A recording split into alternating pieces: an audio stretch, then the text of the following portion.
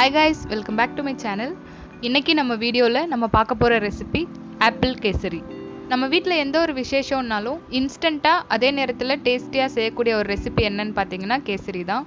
அதே கேசரியை இன்னும் கொஞ்சம் டெலிஷியஸா, கொஞ்சம் ஹெல்தியா ஃப்ரூட்ஸ் ஆட் பண்ணி எப்படி செய்யறது அப்படின்றதை இன்னைக்கு நம்ம பார்க்க போறோம்.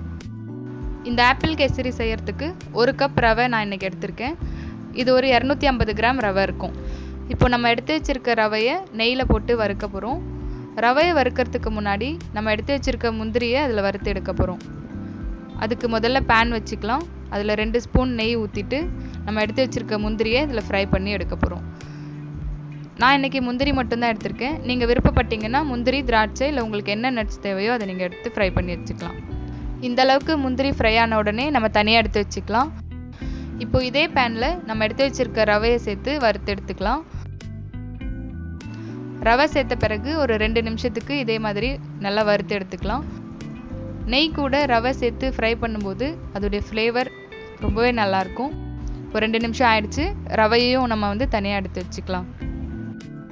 நம்ம ஆப்பிள் கேசரியை இன்னும் டெலிஷியஸ் ஆக்கிறதுக்காக ஒரு மிக்ஸி ஜாரில் 10 முந்திரி, 2 ஏலக்காய், கொஞ்சமாக பால் ஊற்றி இதை நல்ல ஒரு மிக்சராக அரைச்சி எடுத்துக்கலாம். ஒரு பெரிய சைஸ் ஆப்பிளில் பாதி அளவு ஆப்பிள் எடுத்து இந்த மாதிரி சின்ன சின்ன பீஸாக கட் பண்ணி சால்ட் வாட்டரில் நம்ம போட்டு வச்சுக்க போகிறோம். சால்ட் வாட்டரில் போடுறதால ஆப்பிள் அதோடைய கலர் சேஞ்ச் ஆகாமல் ரொம்ப ஃப்ரெஷ்ஷாக அப்படியே இருக்கும். நீங்கள் ஆப்பிளுக்கு பதிலாக பொமக்ரானேட், கிரேப்ஸ் இல்லைனா பைனாப்பிள் எந்த ஃப்ரூட் உங்களுக்கு பிடிக்குமோ அதை கூட நீங்கள் சேர்த்துக்கலாம். இது எல்லாமே ரெடி பண்ணி வச்சிட்ட பிறகு நம்ம கேசரி செய்ய ஸ்டார்ட் பண்ண போகிறோம். ஒரு பேனில் நம்ம அளந்து எடுத்த ரவையிலேருந்து 3 மடங்கு தண்ணியை முதல்ல ஊற்றிக்கலாம். நான் 1 கப் ரவை எடுத்ததால் 3 கப் தண்ணி இதில் நான் சேர்த்துக்கிறேன். தண்ணி சேர்த்த பிறகு இதுலேயே 1/4 டீஸ்பூன் அளவுக்கு கலர் பவுடர் ஆட் பண்ணிக்கிறேன். நான் இன்றைக்கி ரெட் கலர் பவுடர் எடுத்திருக்கேன். உங்களுக்கு எந்த கலர் விருப்பமோ நீங்கள் எடுத்துக்கலாம். கலர் சேர்த்துட்டு நல்லா இந்த மாதிரி மிக்ஸ் பண்ணி விட்டுக்கோங்க. தண்ணி லைட்டாக கொதி வந்த பிறகு நம்ம இதில் சுகர் ஆட் பண்ண போகிறோம். நான் இன்னைக்கு 1 கப் ரவைக்கு 1.5 கப் அளவு சுகர் எடுத்திருக்கேன். நீங்கள் உங்களுக்கு ஏற்ற மாதிரி சுகருடைய குவான்டிட்டி எடுத்துக்கோங்க. சுகர் சேர்த்த பிறகு நம்ம அரைச்சி வச்சிருக்க முந்திரி மிக்சரையும் இது கூடயே சேர்த்துக்கலாம். முந்திரி, பால் சேர்த்த மிக்சரை அரைச்சி இதில் சேர்த்த பிறகு நல்லா இந்த மாதிரி கலந்து விட்டுக்கோங்க. இப்போ நல்லா கொதி வந்த பிறகு நம்ம ஃப்ரை பண்ணி வச்சுருக்க ரவையை இது கூட மிக்ஸ் பண்ண போகிறோம். ரவையை மிக்ஸ் பண்ணும்போது ஒரே அடியாக சேர்த்துட்டு கலந்து விடக்கூடாது, ஏன்னா கட்டிகள் ஆகிடும். ஒரு கையில் ரவையை ஆட் பண்ணிக்கிட்டே ஒரு கையில் கரண்டியால் இந்த மாதிரி மிக்ஸ் பண்ணி விட்டுக்கிட்டே இருக்கணும். ஒருவேளை நீங்கள் மிக்ஸ் பண்ணும்போது கட்டிகள் ஏதாவது இருந்துச்சு அப்படின்னா நீங்கள் அதை அப்படியே கரைச்சி விட்டுகிட்டே கலந்துக்கிட்டே இருங்க. ரவை ஆட் பண்ணும்போது நம்ம ஸ்டவ்வை லோ ஃப்ளேமில் வச்சிடலாம். இந்த மாதிரி கைவிடாமல் ரவையை ஃபுல்லாக மிக்ஸ் பண்ணிக்கிட்டே இருக்கணும்.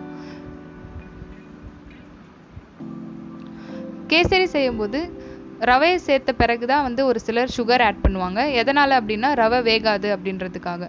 ஆனால் நம்ம இன்னைக்கு சுகர் தான் ஃபஸ்ட்டு ஆட் பண்ணியிருக்கோம். ஆனால் ரவை பார்த்திங்கன்னா ரொம்பவே நல்லா வெந்திருக்கு. இப்போ இது கூட ஒரு 4 டேபிள் ஸ்பூன் அளவுக்கு நெய் ஆட் பண்ணிக்கலாம்.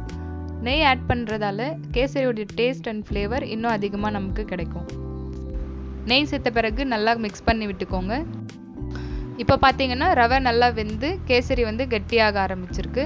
இப்போ இந்த ஸ்டேஜில் 1 டீஸ்பூன் அளவுக்கு நான் வெண்ணிலா எசன்ஸ் ஆட் பண்ணிக்கிறேன்.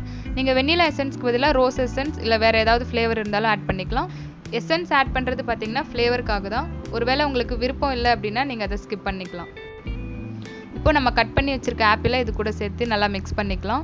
நம்ம ஏற்கனவே சொன்ன மாதிரி ஆப்பிளுக்கு பதிலாக நீங்கள் பொமக்ரானேட், கிரேப்ஸ் இல்லைனா பைனாப்பிள் கூட நீங்கள் இதில் ஆட் பண்ணிக்கலாம். நம்ம ரவை ஆட் பண்ணி ரொம்ப நேரம் வேக வைக்கணும்னு அவசியம் இல்லை. ஒரு 2லேருந்து 3 நிமிஷத்துலேயே நமக்கு கேசரி ரெடி ஆயிரும். இந்த அளவுக்கு தளர்வாக இருக்கும்போதே நம்ம ஃப்ரை பண்ணி வச்சுருக்க முந்திரி ஆட் பண்ணி ஸ்டவ் ஆஃப் பண்ணிடலாம். ஏன்னா கேசரி ஆறின பிறகு இது நம்ம சாப்பிடக்கூடிய பதத்துக்கு கரெக்டாக வந்துடும். ஸோ அவ்வளோதான், நம்ம எம்மியான ஆப்பிள் கேசரி சூப்பராக ரெடி ஆயிடுச்சு. இது யூஸ்வலாக செய்கிற கேசரி மாதிரி இல்லாமல் இதோடைய டேஸ்ட்டு கண்டிப்பாக டிஃப்ரெண்ட்டாக இருக்கும். இப்போ வரப்போகிற ஃபெஸ்டிவலில் நீங்களும் இந்த ரெசிபியை கண்டிப்பாக ட்ரை பண்ணி பாருங்கள். ட்ரை பண்ணி பார்த்துட்டு எப்படி இருந்துச்சு அப்படின்றத மறக்காமல் கமெண்ட்டில் சொல்லுங்கள். இந்த வீடியோ உங்களுக்கு பிடிச்சிருந்துச்சு அப்படின்னா மறக்காமல் இந்த சேனலுக்கு சப்ஸ்கிரைப் பண்ணிக்கோங்க.